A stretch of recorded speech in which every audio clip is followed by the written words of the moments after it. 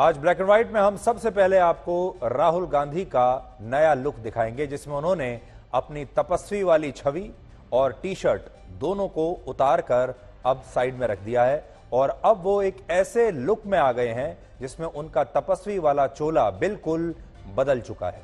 अभी कई महीनों से आप उनको तपस्वी वाले लुक में देख रहे थे। आप में से बहुत सारे लोगों को शायद पता नहीं होगा कि राहुल गांधी इस समय ब्रिटेन में है और जहां उन्होंने वहां की ये लेटेस्ट तस्वीरें आई हैं और कैम्ब्रिज यूनिवर्सिटी में वो एक लेक्चर देने के लिए गए हैं। इस कार्यक्रम से पहले उनकी जो तस्वीरें हमें मिली हैं वो कुछ इस तरह हैं, जिसमें राहुल गांधी आपको बिल्कुल नए लुक में नजर आ रहे हैं और ये लुक उनके भारत जोड़ो यात्रा वाले लुक से बिल्कुल अलग है। इस तस्वीर में वो सूट बूट और टाई में दिखाई दे रहे हैं और इसमें यह भी दिख रहा है आपको कि उन्होंने कई महीनों के बाद अपनी दाढ़ी को ट्रिम कर लिया है और अपने बाल भी अब उन्होंने छोटे करवा लिए हैं। यानी वो तपस्वी वाला लुक छोड़कर अब पश्चिमी देशों वाले लुक में, अपने वेस्टर्न लुक में आ गए हैं। अब आप राहुल गांधी की यह तस्वीर देखिए जो उस समय की है, जो भारत जोड़ो यात्रा वो निकाल रहे थे और आपको याद होगा तब राहुल गांधी ने अपनी तपस्वी वाली एक गंभीर छवि देश के सामने पेश की थी, जिसमें उनके चेहरे पर लंबी दाढ़ी और लंबे लंबे बाल तब हुआ करते थे उनके, और पूरी सर्दियों के दौरान वो एक टी शर्ट पहनकर इस भारत जोड़ो यात्रा में शामिल होते रहे। और कांग्रेस पार्टी यही कहती रही कि राहुल गांधी तपस्वी हैं और एक तपस्वी को सर्दी नहीं लगती, ठंड नहीं लगती।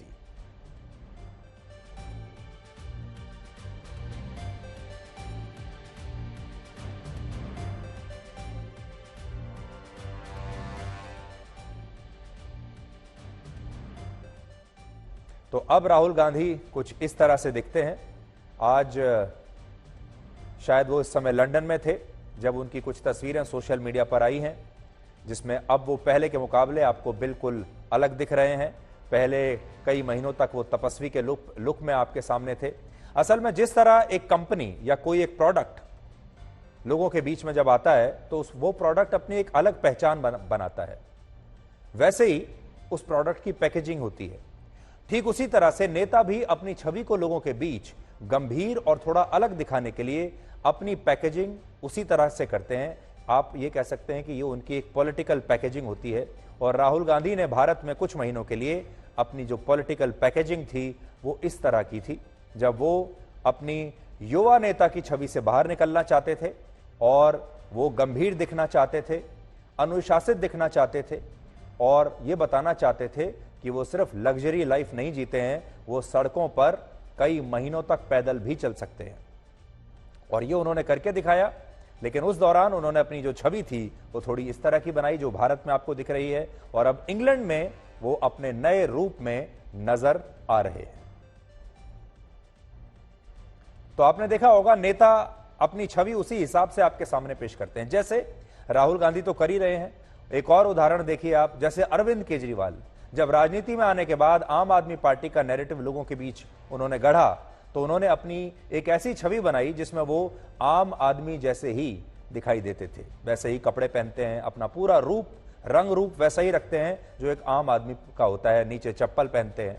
इसी तरह ममता बनर्जी की छवि लोगों के बीच उनकी सूती साड़ी और हवाई चप्पलों से ही है। ममता बनर्जी जहां भी जाती हैं अपनी इसी छवि के लिए जानी जाती हैं। और महाराष्ट्र के मुख्यमंत्री एकनाथ शिंदे के माथे पर भी हमेशा आपने देखा होगा एक तिलक रहता है, जिससे वो हिंदुत्व को लेकर अपनी एक अलग छवि लोगों के बीच बनाते हैं और संदेश देते हैं कि वो बाला साहब ठाकरे की राजनीति के असली वारिस हैं। तो ये सारे जो आपको हम आज तस्वीरें दिखा रहे हैं ये अलग अलग नेताओं की, ये सब नेता अपनी छवि पर काम करते हैं। और छवि कैसे बनती है? छवि में एक बहुत बड़ा जो योगदान होता है वो इस बात का होता है कि आप दिखते कैसे हैं, कैसे कपड़े पहनते हैं। इसी तरह उत्तर प्रदेश के मुख्यमंत्री योगी आदित्यनाथ भी एक योगी के रूप में रहते हैं और उनकी ये छवि ही उनकी सबसे बड़ी पहचान है। यानी जो नेता होते हैं उनकी छवि ही सबसे महत्वपूर्ण होती है और राहुल गांधी ने तपस्वी वाली छवि जो अपनी बनाई थी अब उसको थोड़ा सा बदल दिया है। अब आपको बताते हैं कि राहुल गांधी कैम्ब्रिज यूनिवर्सिटी क्या करने गए हैं। तो आप शायद थोड़ा सा आश्चर्यचकित रह जाएंगे कि राहुल गांधी कैम्ब्रिज यूनिवर्सिटी में यह बताने के लिए गए हैं कि उन्होंने भारत जोड़ो यात्रा क्यों की, इसका मकसद क्या था। और उन्होंने कैम्ब्रिज यूनिवर्सिटी के जिस जज बिजनेस स्कूल में लेक्चर दिया है उसके 3 भाग हैं। पहले भाग में राहुल गांधी ने बताया है कि उन्होंने भारत में बेरोजगारी और पक्षपात के मुद्दे पर लोगों का ध्यान आकर्षित करने के लिए यह भारत जोड़ो यात्रा की। दूसरे भाग में उन्होंने कहा कि भारत और अमेरिका जैसे देश उत्पादन क्षमता के मामले में चीन से पिछड़ रहे हैं। और तीसरे भाग में उन्होंने बताया कि यात्रा का महत्व क्या होता है, और राहुल गांधी ने कहा कि यात्रा का मतलब होता है दूसरों को सुनना, और उन्होंने अपनी भारत जोड़ो यात्रा में यही किया। यानी अगर आप राहुल गांधी की इन बातों को ध्यान से समझेंगे तो आपको पता चलेगा कि उन्होंने अपना तपस्वी वाला चोला बदला जरूर है, लेकिन वो बातें अब भी वैसी ही कर रहे हैं, वैसे ही जीवन दर्शन की बातें अभी भी कर रहे हैं। तो ये राहुल गांधी का नया लुक था।